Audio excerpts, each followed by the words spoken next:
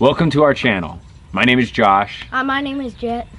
And this is JJ Outdoors. Welcome back to JJ Outdoors. Today we're going to be trout fishing in our creek.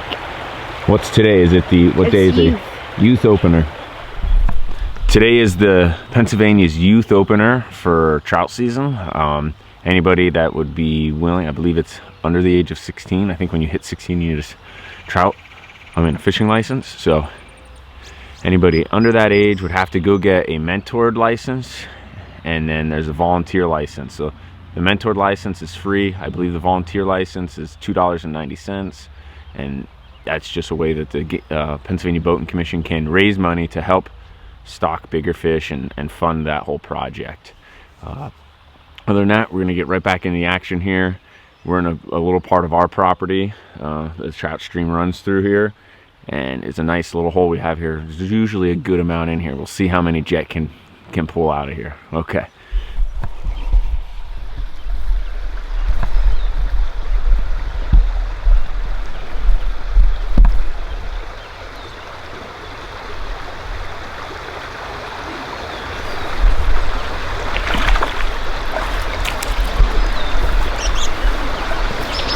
Oh, what is that thing? A chub.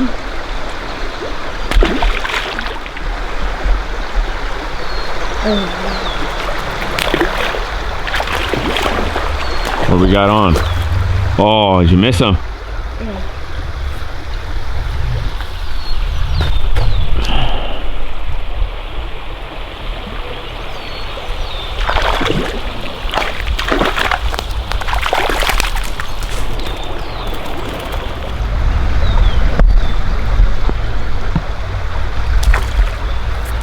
They stock creek chubs. Another chubby.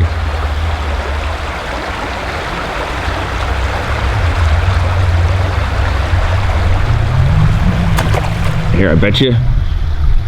Just keep going up there for right now.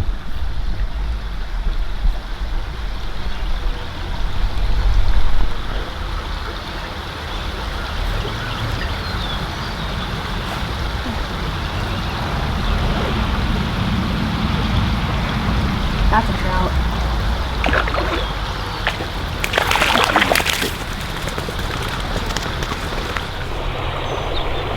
Now, why don't you show the viewers, what we got here? What kind of trout is this? A rainbow trout. How do you define a rainbow trout? Some of the markings on it? Yeah.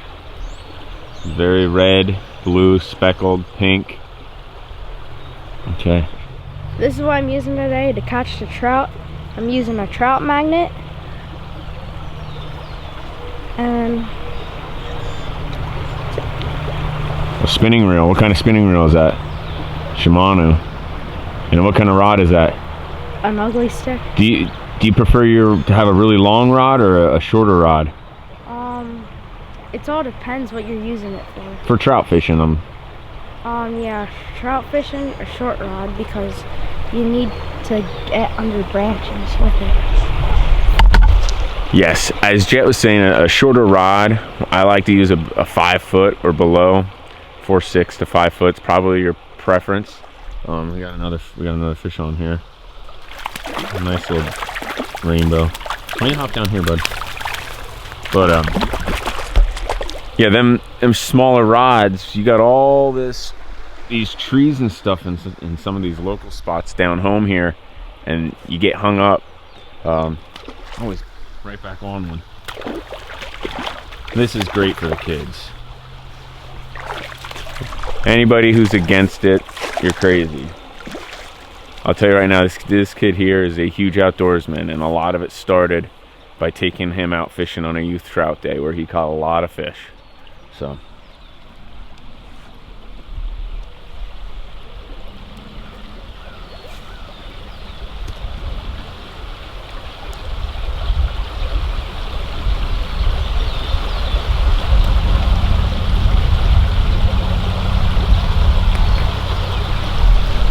here, let me show you something. The nice thing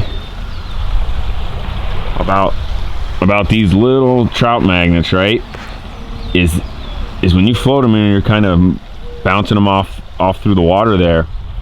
They're so small, it's an instant hook set. I have a lot of friends who will take out kids and do the old power bait, throw it on a worm, let it sink. Problem with that, a lot of them trout, when they hammer it, because it's sitting still, swallows it. So if you're trying to do a catch and release, this is a really good method. And these come barbless too, the hooks here, so you'll see some bounce off while Jett's fishing, and that's a big reason behind it.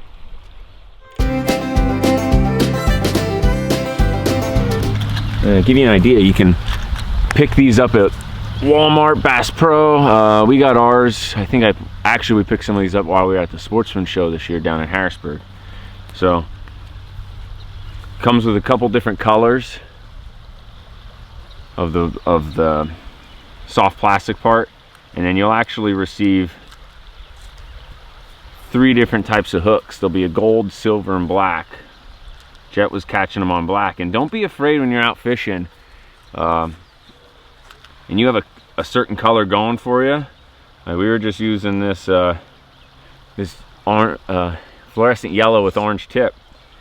If you're catching a bunch of fish and it dies, it just boom, no more bites, just change up. Don't be afraid to change up just the color of the head or the color of this. Just those little differences can spark a fish's interest and get a bite. Where do you have your line at? Now I'm not sure if you're gonna be able to see this, but what I do is I one line through the eyelet, okay? Bring it back. So now you have, it's called Fisherman's knot. Most easiest, trout normally don't break this knot, so it's very easy.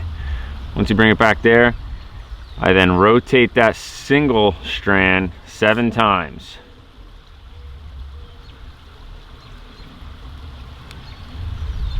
Now you rotate it 7 times. Down at the bottom, there's going to be a hole of the fishing line above the eyelet there, right here. You'll stick this through that hole, okay? Now once you get it like this, being that this is a fluorocarbon, you gotta moist it or it will burn the line. Put a little spit on there, boom, pull it down, snip off your excess. With this, just come through the front here.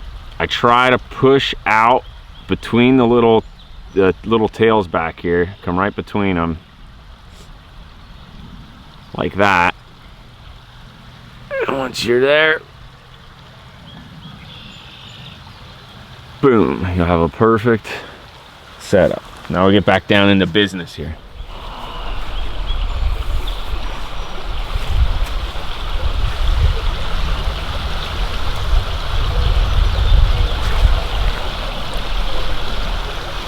Oh, I can't even eat my...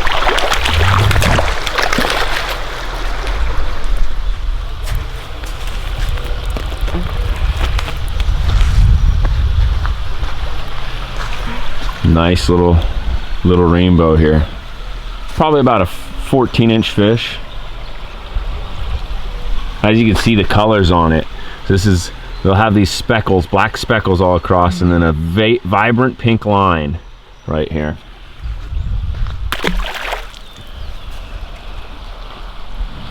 So Jett, how's the fishing going? It's pretty good. I just watched it hit it. Why don't you explain when you're casting out there what you're doing, waiting for your bite? I cast out there and pretty much I just let it sit. And then I see the fish, I could see them come up and bite it. So you tighten up the line a little bit and you'll feel a tug. Right there's one.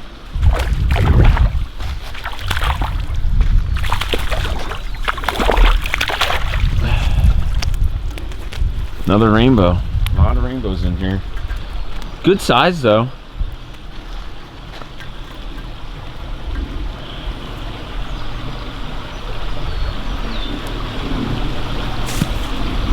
What's your favorite part about fishing?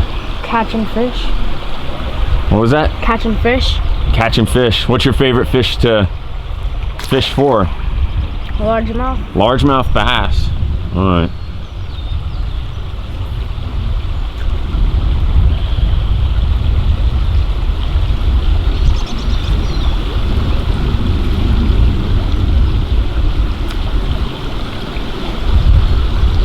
Now when you're going across the bottom there, you can see, Jett, fix your hook there. As you're going across the bottom there, when that bait hits the bottom, it may feel like a false bite. Just keep trying to bounce it off that. When trout hit, it's gonna feel like almost a vibration. You can almost see some in here. It's a shame you don't, there's 4 or 5 trout just shaking after this one here.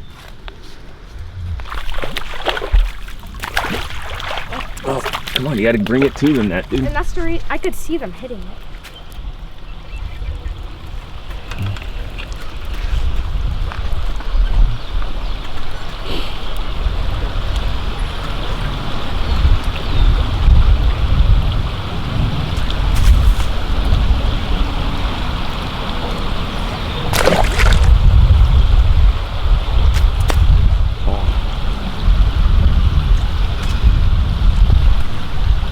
You see how he lifts the line a little bit, tightens it, keeps tension going.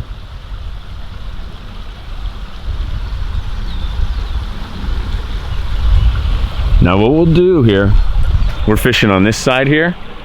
Because of these trees right here, you can't cast. It's very difficult to get under there numerous amount of times without getting stuck. So we'll swing over in this bank here and cast down in here and give those fish a different presentation.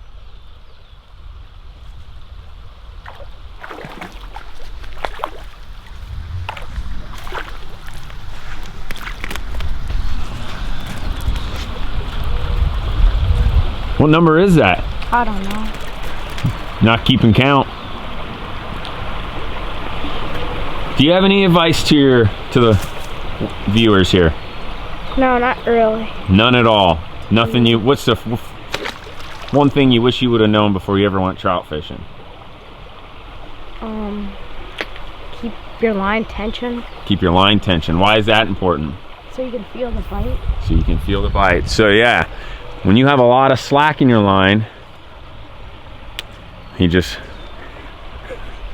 my biggest advice would be keep it out of trees. But a lot of slack in your line, that fish could come up and can strike your bait, and you don't even feel it because you have so much slack. You got to keep that line as tight as possible, and then eventually, when they do bite, you're ready to set the hook.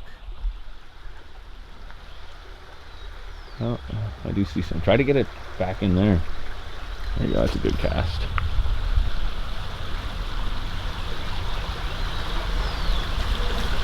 Like clockwork. Try to fix that here. So here, show them what happens at times. It'll get. I'll show them what it does. It'll scrunch up. Yeah. You gotta straighten it out. Over time with those, what are they called? Trout magnets? On those trout magnets, that grub slowly starts to come back, and it kind of comes off the back of the hook, and it doesn't keep a perfect straight presentation there. So you're gonna work with that. Keep tightening it up. Like I said, just see how he's just working that tight line across the water there. And when he feels a bite, right like that, boom. I got it, buddy. You got it?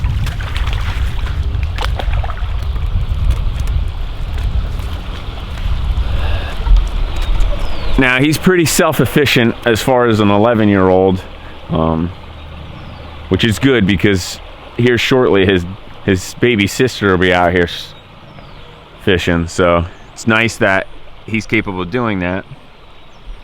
However, as an adult, grandparent, supervisor of a youth member, don't be afraid to help them. That's what it's all about here, teaching. And I try to use these days just to teach Jett as much as I know about trout fishing so that he can be successful.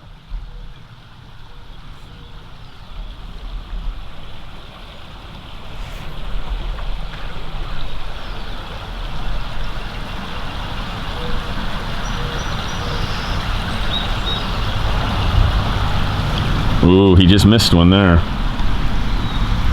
Ooh, right back on the... Bounced off here.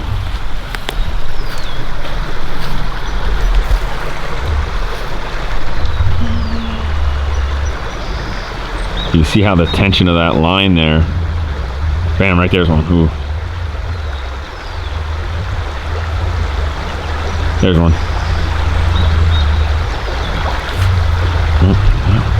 Hey Jett, try not to, hey, try not to swing from one way and rip it quick back the other way. That's how they're popping off. There's one.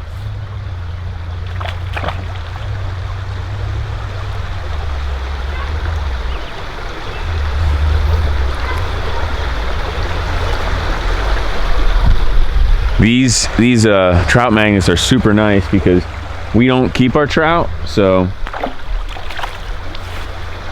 you know, if they're gonna plop off, they plop off. Minimizes any deep hook sets and all that.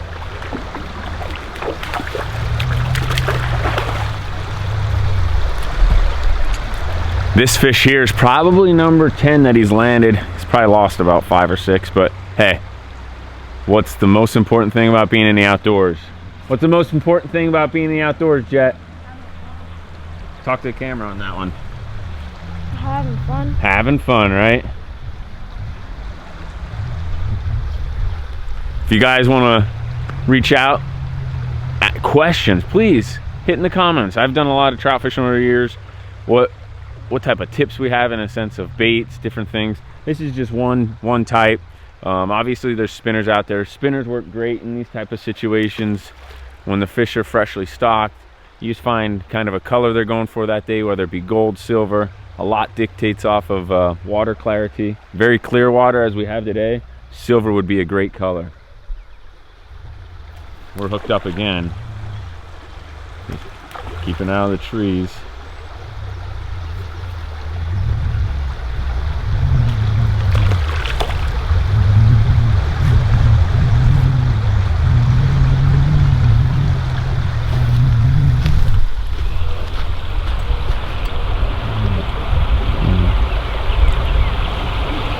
How many hours a year do you think you go fishing for trout? I don't know. How many days, I guess is a better way. If you were to just guess it, in a whole year, how many times do you think you go? A week or so. 7 days, that's it? Yeah. Okay.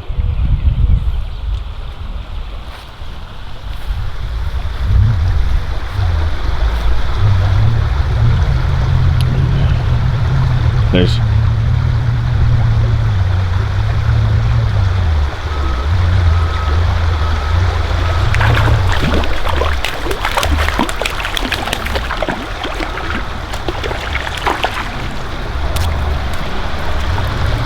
a lot of rainbows in here. A lot of rainbow trout.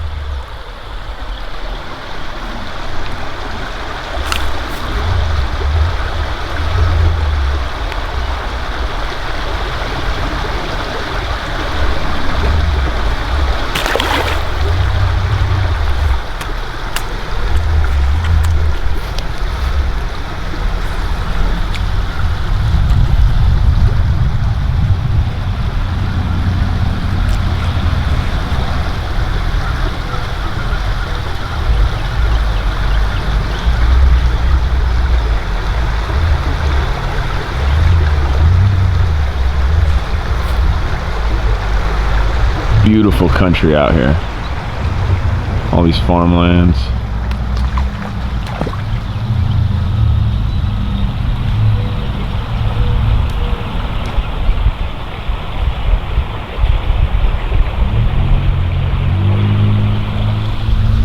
Oh, young buck's got one on here.